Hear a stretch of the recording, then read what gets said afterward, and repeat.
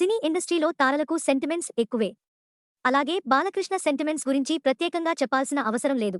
కానీ ఆయన sentiment break చేసినప్పుడు ఎంత పెద్ద ప్రమాదం జరిగిందో తాజాగా చెప్పుకొచ్చారు. నందమూరి బాలకృష్ణ ఎంతటి భక్తుడో చాలా మందికి తెలుసు.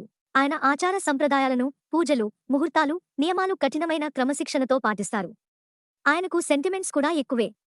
అలాంటిది ఆయన ఒకసారి సెంటిమెంట్ని బ్రేక్ చేసి తీవ్ర ఇబ్బందికర పరిస్థితులను ఎదుర్కొన్నారట. తాజాగా ఈ విషయాన్ని టెలివిజన్ షో ద్వారా షేర్ చేసుకున్నారు. ఇంతకీ ఏం జరిగిందంటే, తాజాగా జరిగిన ఓ టీవీ షోలో ఆయన మాట్లాడుతూ, నాది మూల నక్షత్రం. ఆదివారం బ్లాక్ కలర్ వేయకూడదు, చాలా డేంజర్. ఏమవుతుందో చూద్దామని ఓసారి వేశాను. ఆదిత్య నిర్మాతల్లో ఒకరైన బాలసుబ్రహ్మణ్యం గారు ఓసారి రాకరాక సినిమా షూటింగ్కు వచ్చారు. ఆ రోజు ఆదివారం. నేను కావాలని నలుపు రంగు షర్ట్ వేసుకుని వెళ్లాను. ఆదివారం వద్దని నా మైండ్ చెబుతూనే ఉంది, వినలేదు. బాలుగారి కళ్ల ముందే పడ్డాను. నా నడుము విరిగింది అని చెప్పారు.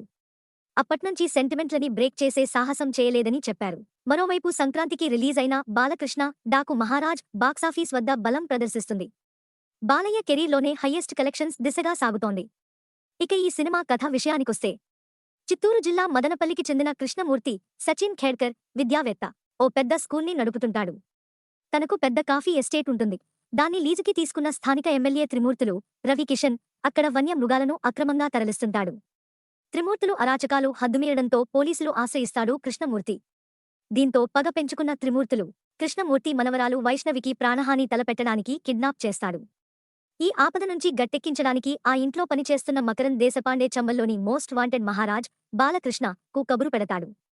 మహారాజ్ నానాజీగా పేరు మార్చుకుని ఆ పాపకు రక్షణగా ఉండటానికి వస్తాడు. అసలు ఈ మహారాజ్ ఎవరు? ఆ పాపకి తనతో ఉన్న సంబంధం ఏమిటి? ఈ కథలో బల్వంత్ ఠాకూర్, బాబీ డియోల్, నందిని, శ్రద్ధా శ్రీనాథ్ ఎవరు? అసలు మహారాజ్ నానాజీగా పేరు ఎందుకు మార్చుకున్నాడు? తన శత్రువర్గం ఎవరు అన్నది కథ.